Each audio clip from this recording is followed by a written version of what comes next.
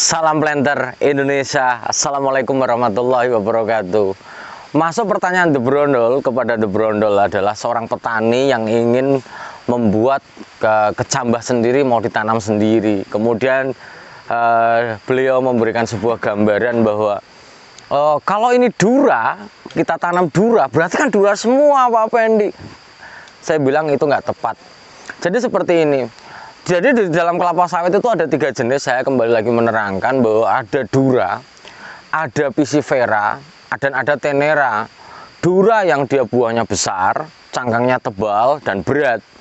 Kemudian ada pisifera yang dia buahnya sedang, cuma cangkangnya tipis atau bahkan nggak ada. Yang ketiga adalah tenera yang banyak sekarang ditanam menjadi bibit-bibit bersertifikat. Lah, yang memiliki cangkang yang sedang dan daging buah yang tebal. Artinya yang banyak sekarang bibit-bibit bersertifikat. Lah, pertanyaannya adalah sumbernya. Bagaimana kalau brondolan ini adalah dihasilkan dari buah yang dura? Apakah dia dura? Belum tentu, tapi ini kan dura Pak Pendi. Jadi dalam satu tanaman kelapa sawit ini, ketika dia tandan buah segarnya ini dura, maka semua janjangnya ini adalah dura. Karena bahwa secara genetik, tanaman kelapa sawit yang misalnya ini, yang ada di samping saya ini adalah dura, maka seluruh brondolannya adalah dura. Adalah dura, semuanya dura. Kemudian kalau seandainya ini pisifera, ya pisifera semua. Kalau dia tenera, ya tenera semua, seluruh satu tanaman ini. Tapi bagaimana dengan kondisi brondolan ini ketika kita tumbuhkan? Mungkin kita udah banyak membahas di dalam bibit cabutan ya. Nah sekarang kita logikanya ini nih. Kalau brondolan ini adalah dura, kemudian kita tumbuhkan, anaknya apa? Kembali lagi para planter dan para petani semua. Bibit aslinya misalnya ini dura. Tapi bahwa dura ini adalah dia sudah ketika ditanam apakah dia dura? Tidak. Karena bahwa tanaman di sekeliling kita nggak ngerti. Itulah gunanya bibit bersertifikat. Yang mahal itu adalah riwayatnya. Melalui sekian lama penelitian, maka menghasilkan 100% tenera. Akan ada dura atau pisifera itu penyimpangan genetiknya itu hanya 0,0 sekian persen saja. Tapi bagaimana kalau ini adalah dura? Ketika ditanam ke lapangan, apakah menjadi dura? Jawabannya tidak. Karena bahwa ini dura, sudah tanaman dura ini bisa diserbuki oleh tenera dan oleh pisifera, di mana bahwa bibit ini berada di satu lapangan tertentu ini. Jadi tidak akan menjadi indukan aslinya atau tidak menjadi dura seperti induknya, itu enggak. Maka oleh sebab itu para petani dan para planter semuanya, kalau seandainya ini ditanam, maka bisa jadi dura, bisa jadi tenera, bisa jadi pisifera. Pak Pendi, tapi kan ini dura, benar. Ini dura itu benar. Kemudian para planter dan para petani semuanya yang berbahagia, hati-hati dengan ketika kita mau berbisnis kecambah. Bahwa regulasi ataupun aturan perundang-undangan di jual beli kecambah sudah diatur dalam permentan yang sangat jelas di dalam undang-undang.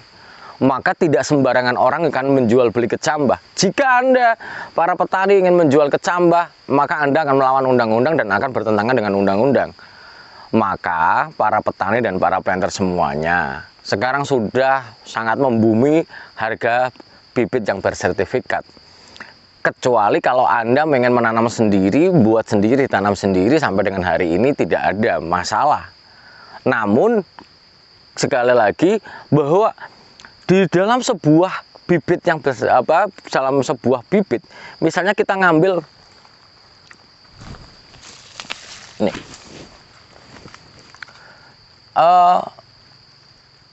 satu bibit yang ini tumbuh, itu tidak bisa dibedakan mana dura, mana pisifera, mana tenera, itu nggak tahu. Maka di dalam sebuah penanaman, di dalam sebuah penjualan sebuah bibit ini, baik misalnya dari kecambah dijual, maka kita tidak bisa menentukan kalau yang bersertifikat jelas bahwa ini yang dijual adalah 100% tenera. Namun ketika dia udah jadi kecambah bibit seperti ini di lapangan, kita nggak akan tahu di lapangan kita itu ambil kentosan, apakah ini Dura, Piscifera, Tenera, nggak tahu. Karena di dalam sebuah riset, di dalam beberapa kecambah yang bersertifikat, maka dia di riset memang benar-benar Tenera semuanya. Kemudian para planter dan para petani semuanya, satu hal terakhir yang ingin saya sampaikan di dalam penjelasan berkaitan dengan kecambah ini, ataupun mau menjadi bibit, mau ditanam menjadi bahan tanam kita, yang harus kita pahami sekali lagi adalah bahwa yang mahal dari sebuah kecambah itu adalah asal-usulnya. Ketika asal-usulnya adalah bibit cabutan, kemudian sistem penyerbukannya tidak bisa kita ketahui, maka yang terjadi adalah bahwa bibitnya tidak jelas asal-usulnya. Sebuah analogi adalah bahwa kita punya pasangan, pengen cari orang perempuan yang cantik lah. Yang mahal dari sebuah orang yang cantik itu adalah asal usulnya. Ketika cantik ada di pinggir jalan mungkin murah kali ya, mungkin murah. Namun ketika dia jelas asal usulnya, nggak begitu cantik tapi anaknya bangsawan, mahal mas kawinnya. Lah, kita kembali lagi ke cambah. Yang mahal itu adalah riwayatnya. Karena bahwa riwayat ini akan menentukan bahwa ini adalah Tenera, ini yang mahal. Karena butuh riset yang berkepanjangan, yang memang sampai dia diketahui potensi produksi dan sebagainya. Ini kecambahnya. Tapi kalau kecambahnya yang abal-abal, bahasa yang sekarang lagi ngetren itu abal-abal, belum tentu ini kecambahnya adalah Tenera, belum tentu. Apakah dia adalah Dura? Ya belum tentu juga. Karena bahwa sekali lagi bahwa di dalam sistem pembuatannya bahwa ini Dura, apakah dia Dura murni? Belum tentu Dura murni. Ini adalah Dura yang membawa faktor genetik yang lainnya yang bersifat random, mungkin saja terjadi. Oleh karena itu para petani dan para planter semuanya yang berbahagia, bahwa ayo kita menanam bibit bersertifikat yang jelas asal-usulnya. Kemudian yang kedua adalah potensi produksinya jelas. Kenapa? Karena bahwa jangan hanya menakar kelapa sawit itu adalah hanya berdasarkan, oh ini BJR-nya tanaman ini 25 kilo, sana 25 kilo. Namun yang lainnya tidak 25 kilo. Yang penting adalah berapa tonase yang bisa dikeluarkan dari ladang itu. Mungkin kalau misalnya bibit yang tidak bersertifikat, kemudian dia potensi produksinya bagus, ya mungkin saja terjadi. Berarti ada pas lagi ngambilnya pas benar. Oleh karena itu para petani semuanya, semoga Allah memberikan kesehatan dan keselamatan bagi kita dan kebahagiaan tanpa syarat apapun.